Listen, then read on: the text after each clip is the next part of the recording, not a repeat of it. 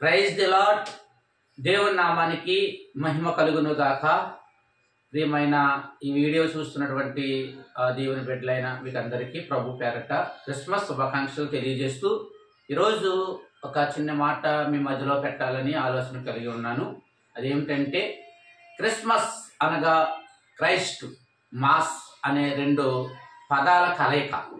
Christos, క్రీస్తు, ఇది Greek పదం.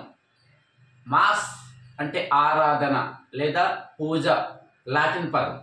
క్రిస్మస్ అనగా క్రీస్తుని యొక్క ఆరాధన, క్రీస్తుని ఆరాధించడం లేదా సమూహాలుగా ఆరాధన చేయడం అనే గొప్ప అర్థంతో మరి క్రిస్మస్ ఆరాధన జరుగుతూ ఉంది.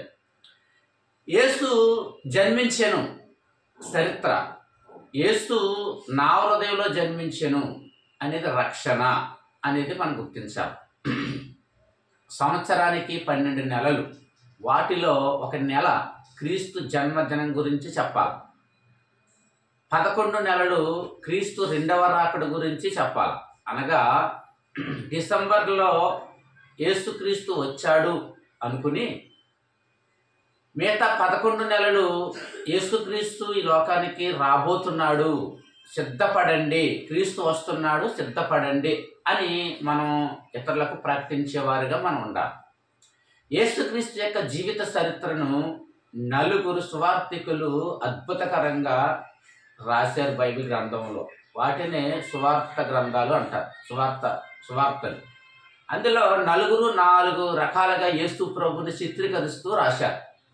ఏమిటి అంటే, మత్తయి యూదులకు రాజుగా చూపించాడు, మార్కు రోమియులకు సేవకుడిగా చూపించాడు, వైద్యుడైనటువంటి లోకా గారు అన్యులకు లేదా గ్రీకులకు పరిపూర్ణ మానవుడిగా చూపించడం జరిగింది.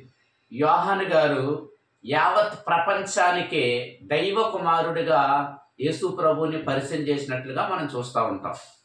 అలాగే క్రిస్మస్లో 9 పదాలు, 9 అక్షరాలు ఉన్నాయి. క్రిస్మస్ అని మనం చెప్పుకుంటూ ఉన్నాం. క్రిస్మస్లో 9 అక్షరాలు ఉన్నాయి. 9 అక్షరాల్లో 9 ప్రాముఖ్యమైనటువంటి వ్యక్తులు మనకు కనిపిస్తారు. ఎవరు అంటే, ఫస్ట్ది CHRISTMAS అనే 9 అక్షరాలు. ఈ అక్షరాల్లో 9 ప్రాముఖ్యమైన వ్యక్తులను మనం పరిచయం చేస్తున్నాం. వారు ఎవరనగా, 1 ప్రవక్తల ప్రవచనాలు, 2వది గాబ్రియేలు అనే ఒక దేవదూత, 3వది కన్య మరియా, 4వది ఎలిజబెత్తు, జకరియా అండ్ ఎలిజబెత్, తర్వాత యోసేపు, తర్వాత కన్య మరియా, యోసేపు, తర్వాత గాబ్రియేల్ అనే గొర్రెల కాపరులు, తర్వాత దారి చూపిన నక్షత్రం, తర్వాత తూర్పు దేశపు జ్ఞానులు, ఆ తర్వాత హేరోదు రాజు. వీళ్ళందరూ కూడా ఈ క్రిస్మస్ యొక్క ముఖ్యమైన వ్యక్తులుగా మనం చెప్పవచ్చు. తర్వాత యేసు ప్రభు ఈ లోకంలో జన్మించిన తర్వాత 9 ప్రాముఖ్యమైనటువంటి విషయాలు మనం చూడొచ్చు. క్రిస్మస్లో ఎలాగే 9 అక్షరాల్లో ఉన్న 9 ప్రాముఖ్యమైన వ్యక్తులు ఉన్నారో, అలాగే క్రిస్మస్లో కూడా యేసుప్రభు జన్మించిన తర్వాత, ఈ లోకంలో యేసుప్రభు జన్మించిన తర్వాత కూడా 9 ప్రాముఖ్యమైనటువంటి విషయాలు మనం యేసుప్రభు గురించి చక్కగా చెప్పుకోవచ్చు. అవి ఏమిటి అంటే, పుట్టింది బెత్లెహేములో,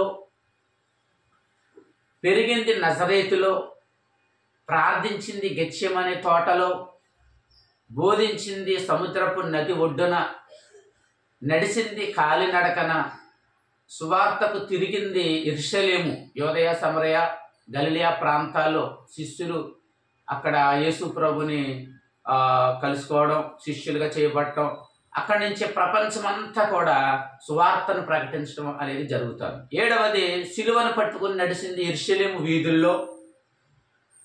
8వది సువార్తపై ప్రాణం పెట్టింది, సిలువపై ప్రాణం పెట్టింది కల్వరి కొండపై. 9వది సమాధి చేయబడి తిరిగి లేచింది, పరలోకానికి ఆరోహణం అయింది, మరలా 2వసారి రాబోతూ ఉంది.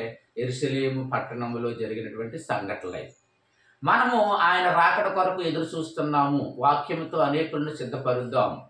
పరిశుద్ధాత్మ ద్వారా మన జీవితాలను ముందుకు సాగిపోదాం. ఈ యేసు ప్రభు యొక్క క్రిస్మస్ సందర్భంగా ఈ సందేశాన్ని మీకు నేను తెలియజేస్తా ఉన్నాను. వినండి, ఆత్మీయంగా మీరు పొందుకోండి. దేవుడు మిమ్మల్ని దీవించి ఆశీర్వదించిన గాక. మీకు అందరికీ హ్యాపీ క్రిస్మస్, అడ్వాన్స్గా హ్యాపీ న్యూ ఇయర్ కూడా తెలియజేస్తూ మీ అందరికీ మా వందనాలు.